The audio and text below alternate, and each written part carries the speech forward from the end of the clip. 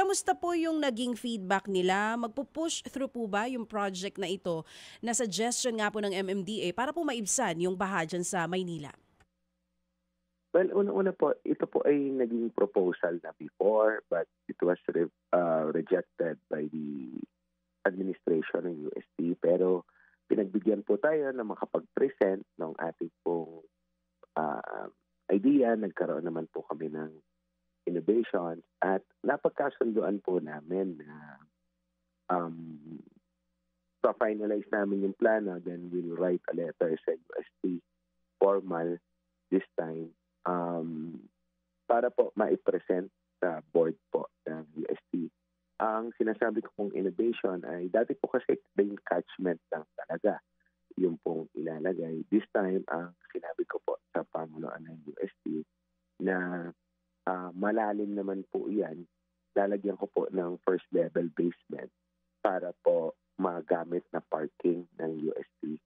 So, at yun po yung magiging pakinabang na UST. Bukod po doon sa hopefully bumaba po ang baha doon sa kanilang area. Kada po malakas ang pag-ulan, even po kasi yung hospital nila binabaha.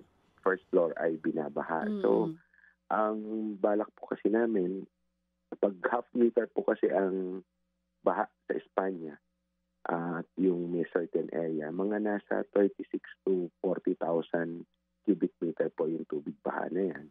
So, kung papagamit po sa amin yung 8,000 square meter ng football field, kaya po nito mag-hold ng 72,000 cubic meter meters of water. So, maiilalim po natin yung tubig baha pag ganyan po yung ulan. Mga kapatid, brothers and sisters, saan ka pa? Dito na tayo sa totoo. Dito na tayo sa True FM. Mga kapatid, mag-subscribe and follow po kayo sa social media accounts ng True Network PH. Yan po kami. Hanapin nyo lang True Network PH, Facebook, Instagram, YouTube, TikTok, and podcast. Mapa Apple or Spotify man yan, mahahanap nyo kami. Lahat ng mga napapanood at napapakinggan nyo po sa programa, nasa social media accounts namin yan. So, paano mga kapatid? See you sa social media!